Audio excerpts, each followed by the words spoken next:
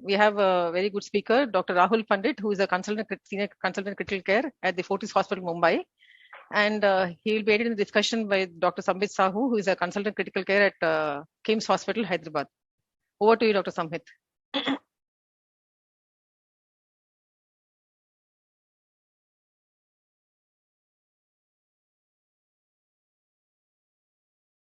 Welcome, delegates, and it's nice to have all of you logged in to this session where we have a very eminent speaker and a very capable and expert intensivist who's had long years of experience in critical care, and he's presently is the director of critical care in Fortis.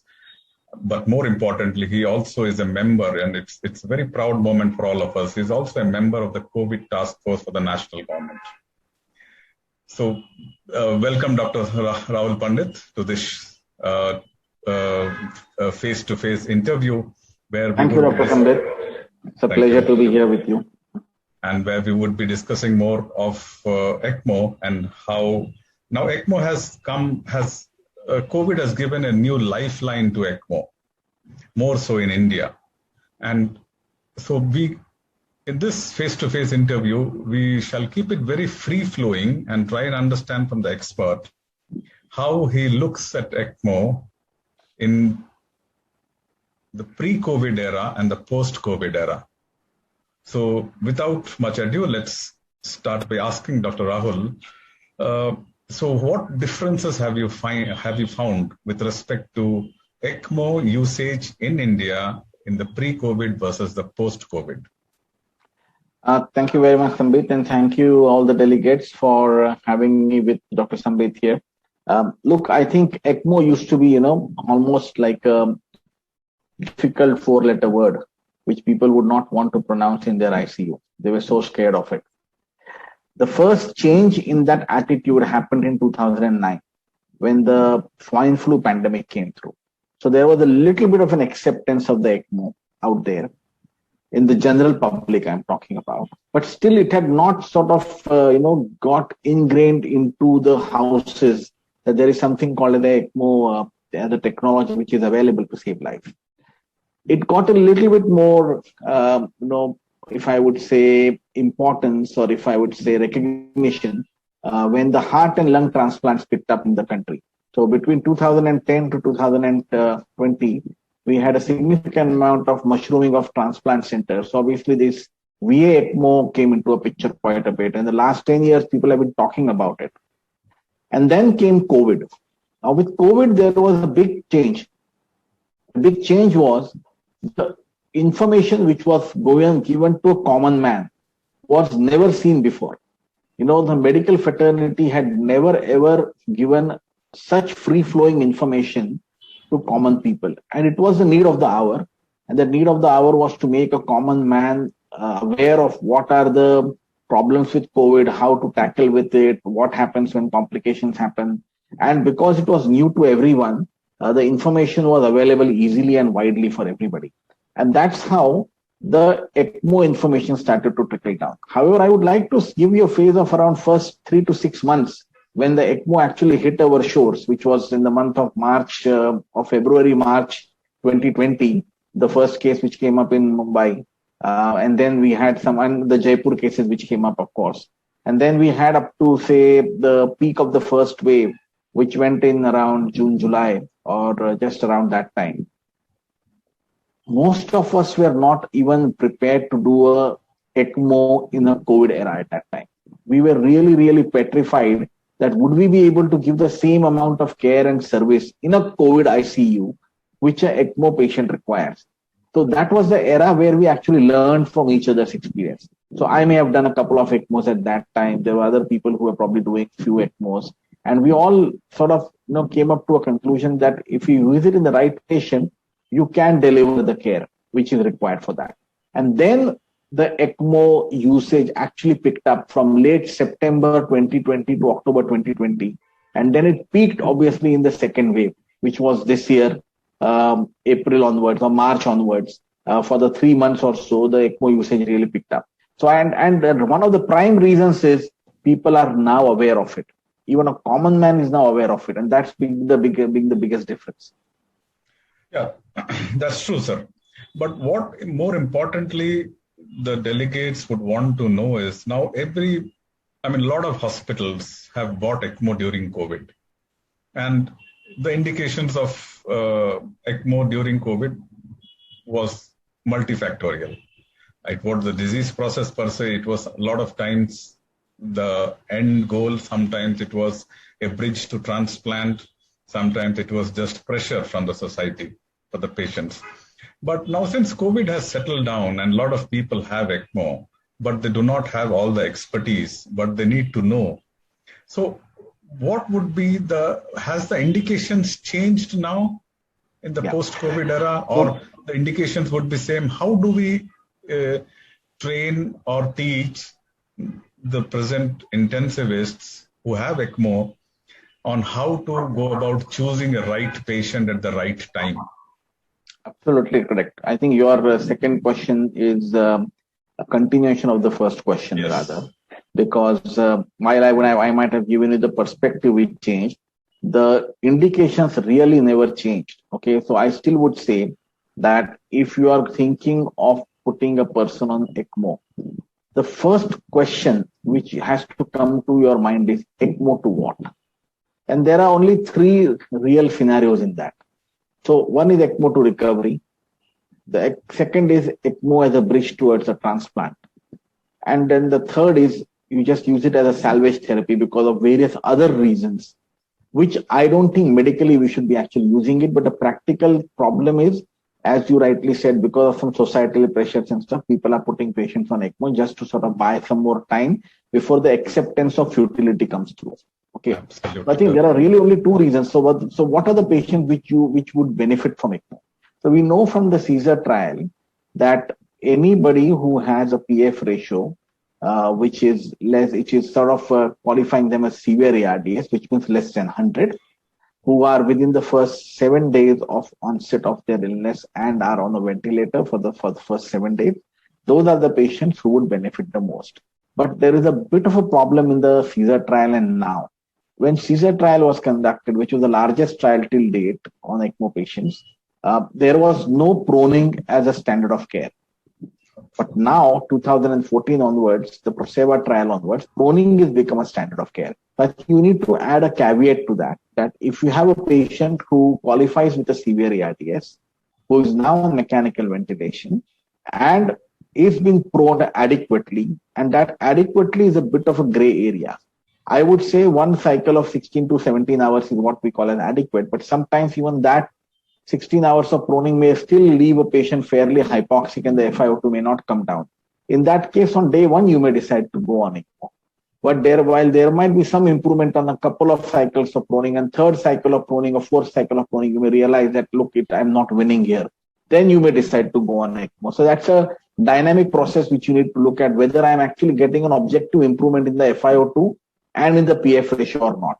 And if you're not doing that, it's better to actually put that patient on a ECMO wish list quicker than later. And the third thing which I think needs to change in COVID era or post-COVID era is that specifically for COVID patients or those patients who have very severe ARDS, count the number of non-invasive ventilator days as ventilated days. Don't leave those as different. So don't just go and say that I want to have a patient who is within 7 days of mechanical ventilation. What happened with COVID was typically this problem. Patients were slogged on for NIV for 10, 12, 13, 14, 15 days. Then they were put on a mechanical ventilator. And then within a day or two, they were said, he's only 2 days on the ventilator and we should do an ECMO. We forgot completely that they actually spent a significant amount of time on a ventilator which was probably harming, on a non-invasive ventilator, which may have harmed them with this patient-induced self-lung injury concept, which is there, the PCLI we talk about. It may have harmed them, or let's say, even if harm would not have been there, they were not effectively ventilated with complete control of their ventilation, plateau pressures, respiratory rate, and all those things. So I think these are the three important points we need to realize. Patient with ARDS, patient who is within 7 days of mechanical ventilation, and that 7 days of mechanical ventilation, you need to essentially be counting the non-invasive ventilator days as well. And obviously, just one more point I might take. Needless to say, there should not be any background futility associated with the patient, like end-stage cancer or a patient who is severely immunocompromised and who is already being treated for multi-organ dysfunction. So preferably a patient who is still a single organ, who is still requiring a significant amount of support for respiratory system. Maybe a little bit of noradrenaline because the patient is heavily sedated. Maybe a little bit of renal support in terms of fluid bolus has been given and stuff is okay. But certainly a patient who is on mechanical ventilation with multi-organ dysfunction, again, I think you've got to take a step back and say, what am I doing here? So taking a thread from what you very lucidly pointed out is we need to count the number of non-ventilatory days. That's a very important and interesting concept. Now, so are you now proposing that ECMO, we should go more and more towards an awake ECMO type of concept? And where do you feel does awake ECMO fit into?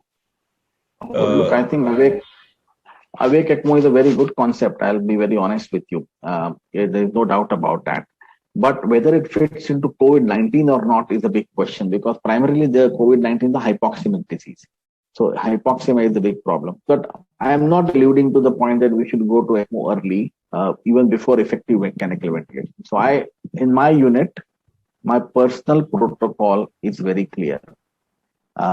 If I have a patient who fits into a single organ failure and criteria for mechanical ventilation, we do not delay mechanical ventilation.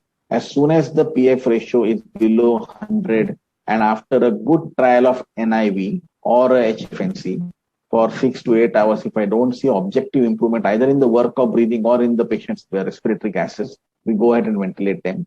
And we do not put them on ECMO until we have given them a good trial of prone ventilation. So that's the first step. I think the first barrier which people need to cross in COVID-19 era and post-COVID-19 era is to realize that we need to ventilate these patients on a timely way, which is what we have not been doing. And there are a lot of people who have proposed and who have supported and perhaps got away with the fact that we use NIV extensively and we never needed to ventilate those patients. But if you actually take a step back and see how many lives we could have made a difference, I think mechanical ventilation to patients who absolutely need it is absolutely necessary, no doubt about that. And then you, of course, decide on ECMO. Don't leave it for 10 days altogether. Similarly, if you're going to keep them on an NIV for 10 days and then say that I've intubated him today and put him on ECMO, forget about that, Sambit. I have also received ECMO requests. So most of my ECMOs, which I do, are retrievals from other hospitals. We put the patient on ECMO and we bring them here. I have received so many ECMO retrievals for patients who have spent days together on an NIV. And they are not even ventilated, but there is a straight away call for ECMO. Because abhi tube dalenge, so he will basically not make it. That's the point we have reached. Exactly. So same has been my experience of ECMO during this COVID, where during the first phase, we thought we can get away with an awake ECMO kind of concept. Or the moment you initiate ECMO, then you want to extubate him. We found later that these patients, though, they are not even, even if you extubate them, very soon the work of breathing increases so much. The hypoxia is so high and the demand, oxygen consumption and demand is so high, again, you have to re-intubate them. Yes. So rather than we found that it's better to do a tracheostomy rather than extubate and then see. So when do you do a tracheostomy in a patient on ECMO, sir? So once the patient is put on ECMO, we know that the patient is going to take at least a week to 10 days minimum. Okay. More than that on most cases. Minimum is what I'm talking about. So we go ahead with the tracheostomy at the first feasible option. So first feasible option means a day or two have passed down, patient is now settled, ACTs have now more or less become regular, the patient's hemodynamics have settled down. We go ahead and do a tracheostomy. And we do a percutaneous tracheostomy. We use a cautery nowadays. We keep a cautery ready with us in case we have, because these patients are all heparinized. And we make sure that we try and take as small incision as we can. We go with the blue rhino or something so that we don't have a big hole to look at. We have a snugly fitting tube Those are some of the simple things we care for, but we do a tracheostomy as early as we can, but as safely as we can. So Yes. if the safety doesn't come for the next 3-4 days, so be it. We will continue with the endotracheal tube. Yes, I absolutely agree here. And same is our practice, that we have seen that in COVID ECMOs, you better do a tracheostomy as early as safely. And the cautery thing, even we have started using it. Yeah. I think it's the same experience. Everyone learns from it. Yes. Dr. Rahul Pandit, so how has your anticoagulation strategy changed in the post-COVID era, or and COVID and the compared to the pre-COVID era? Have you been more stringent or more liberal? Have you had to change from heparin to bivalirudin or any of those things? And what prompted you to do those? So I haven't had to change from heparin to any other anticoagulant right now, but that's something which we keep at the back of our head all the time. But the strategy to anticoagulate now is now more, so the liberal word would be in the opposite sense. I am now liberally able to come down to a ACT of around 160, 170. I don't necessarily go beyond 200 many times. And I find that it works quite well for us. We keep up with the ACT between 170 to 220, whatever standard regime is right now. And we are happy with that kind of anticoagulation. At times we've had these low platelets and stuff where we've thought of changing over to some other form of anticoagulation, but fortunately up until now it's not happened. But I think it's just a time, one day it will happen when we'll have to change it. So it's something which I'm open for and something which I'm already prepared for in terms of what we would have to do, but it's not come up yet. I wonder whether it actually is required, because the more and more I look at ECMO patients, a little bit of patience and masterly inactivity, and you tide over most of the crisis of anticoagulation. Yeah.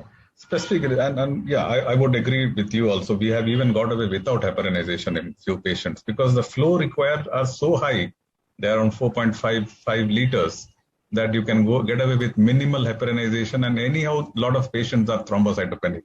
Correct. So when now coming to thrombocytopenia again, I know it's multifactorial again, but a lot of that is because of infection. So how have you dealt? Now, infection is a scourge in ECMO, and it's the biggest factor of adverse outcomes. Yes. Now, how has your infection control, how have you been doing your infection control in ECMO? That would be my first question. That would enlighten a lot of people who do not have such stringent standards in their hospital. So what simple measures you took? Number one. And number two, how you have been tracking infections and in the patients, and how have been your antimicrobial stewardship in ECMO patients? Yes. So as I said, Dr. Sambit, majority of my ECMOs are actual ECMOs which we put in some other hospital. Okay. So that's where the infection control is at the least, because we are in some other area. We are really in a small nursing home trying to put a ECMO, so we are not really having the best of the sterilized area which we would normally like to have. Secondly, it's usually done in a PPE kit. So we try and do a PPE kit over that we wear a surgical gown, and we try and keep up our complete asepsis as much as we can. We always give a pre-procedure antibiotic, but again, I must confess that 99% of these patients, I don't remember a patient who was not on antibiotic. So we just ask them to give the antibiotic which they were receiving just before the procedure as an extra dose, and we continue to put the lines in. When they come to us, we have 4 areas in our ICU now, 4 cubicles in our ICU now, which are almost 1.5 to 2 times the size of a standard cubicle which we have. So that is the cubicle where we prefer the ECMO patients to go in. We have 1:1 strict nursing care. There is no compromise on that. I would, in fact, we have gone up at times to have 1:2 if we have connected a CRRT circuit in between the ECMO as well, which has happened on a couple of occasions. We have gone 1:2, so 2:1 nursing as well. Beg your pardon, 2:1 nursing as well, where 2 nurses are looking after the ECMO patient. how do we keep up with our asepsis? We ensure that as much as hand hygiene can be done, as much as new gloves, which are the sterile gloves, which can be used. The patient should not be approached without wearing a protective gown on top of your PPE kit. Those kind of precautions are taken. As soon as the quarantine period of 17 days is over, we shift them to a non-COVID side, preferably if they are able in terms of their oxygenation and their supports. If they can be shifted to a non-COVID ICU, then we do that. And every alternate day, this I learned from, I think, Vedanta group. Dr. Bovil was saying something about this, if I'm correct. Previously, I used to do a culture when the culture was required. Now I do a culture every alternate day, whether the fever is there or not there. And that has really helped us to pick up infections very, very early. So we've had our share of infections, but this trick, since we've been doing it for last 7-8 months now, has really helped us to pick up infections very early. And even before it becomes clinically significant, we were able to change our antibiotic strategy and approach the patient in a more scientific way. And with the BCID panels now available across the labs, we have our own BCID blood culture identification panel. So the sensitivity and the organism comes very quickly as identified. And we really have very small lag time before we actually correct our antibiotic course. So, sir, that's again an eye-opener for all of us when it comes to blood culture, when and how to do it. Now, when we talk of antibiotic, now the dosing in Ecmo, this is a subject in itself, but what we have, I mean, I can just tell what we have found is that once you attach a circuit, the volume of distribution changes. Yes. And that changes your antibiotic dosing, which we conventionally go by the standard guidelines of antibiotics. So how have you approached this problem of antibiotic dosing on patients on Ecmo?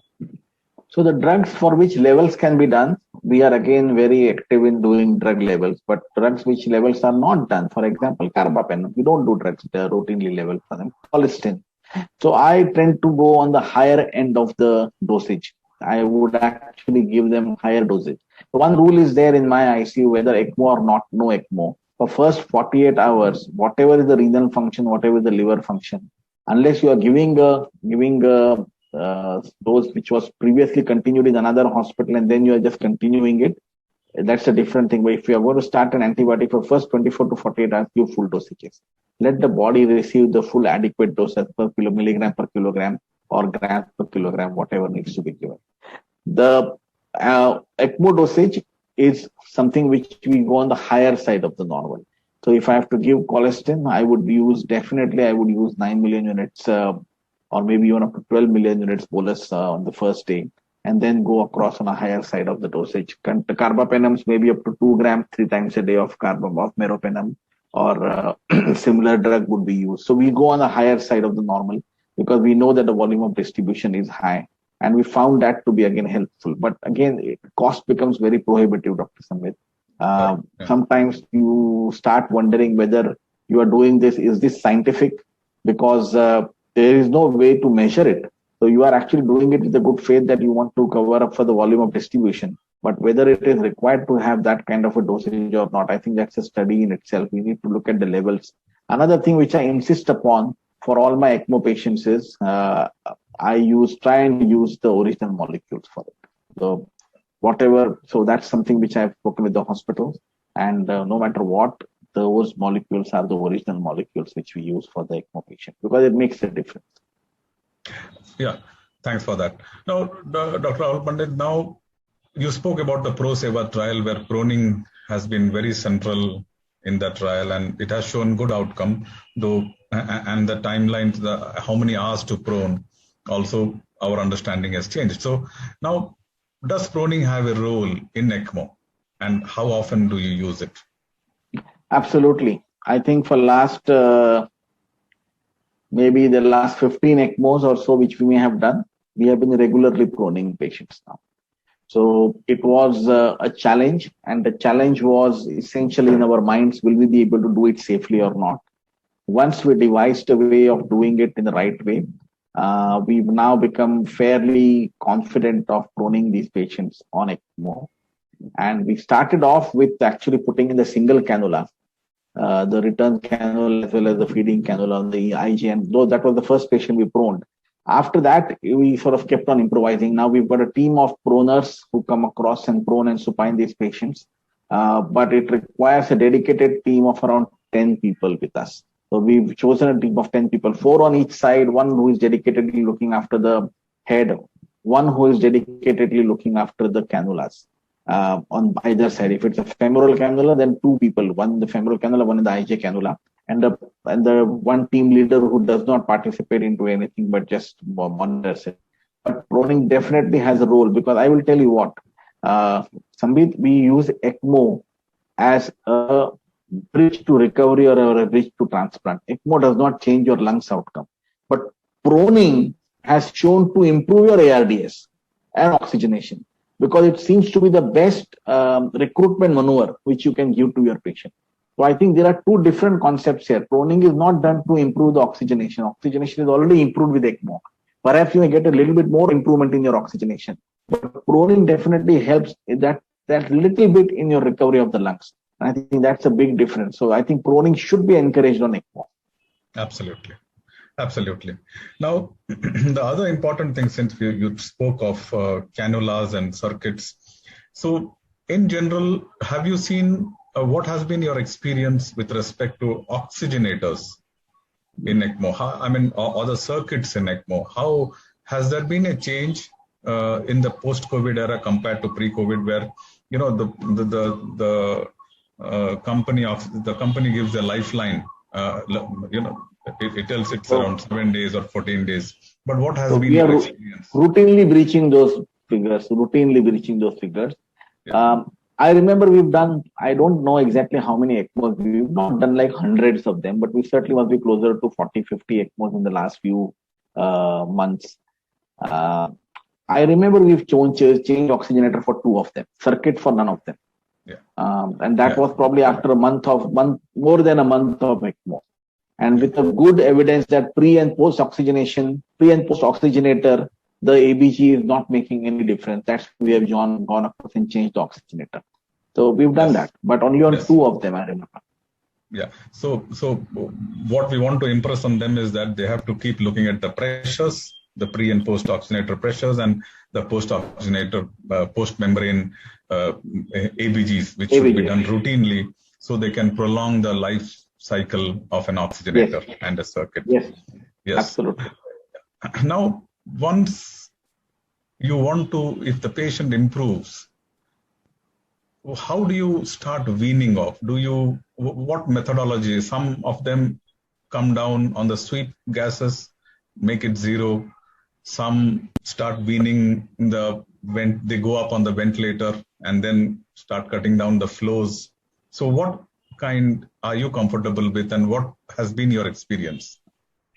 So I would love to follow one methodology here, but I'm unable to do it because every patient's lung compliance is so different that in some patients, I may be able to go up a little bit on the ventilator and the patient's lungs may tolerate that. On some patients, it might just be so difficult to do that they are just barely tolerating it. So there are various ways on which we do it. First question is, has the oxygenation actually been taken care by the lungs reasonably? So if you're down on the flows, 50% or less on the ECMO of the cardiac output, and your venti oxygenation and your ECMO oxygenation are now more or less same, I think that's the first step to be assured that you're on the right path. When you bring down your ECMO FiO2 to say 30% of the 40%, and then you start decreasing your sweet gas flow until you reach 1. Then you kickstart the ventilator a little bit more and see if the patient is tolerating that. Then yes, sometimes I have switched off the sweep gas flow completely and brought down the flows below 2 liters per minute. Sometimes I have kept the flows at 2 liters per minute and sweep gas at 1 liter per minute and then still wean them off ECMO. And I have had 2 occasions where within 24 hours we had to reintroduce ECMO despite being very, very cautious. One incident or two incidents. One of the patient was actually a post-lung transplant patient. He unfortunately succumbed. The other patient survived and went home. Yeah, COVID has presented a different challenge where oxygenation improves first but the carbon dioxide takes a longer time to settle down. So have you used ECOR in this scenario, or did you have to just prolong the ECMO for a while to see if the carbon dioxide settles down? So we prolonged what is the the role ECMO of ECOR? Yeah. I think there is a role for ECOR, but again, COVID, as you know, the first challenge becomes oxygen, the second challenge becomes carbon dioxide. So we've used an extended ECMO as a ECOR to just continue clearing the carbon dioxide, but it's not truly ECOR. It's not really ECOR that way. We're just using ECMO for clearing of carbon dioxide for a few more days. Now, COVID people have said it's cytokine storm.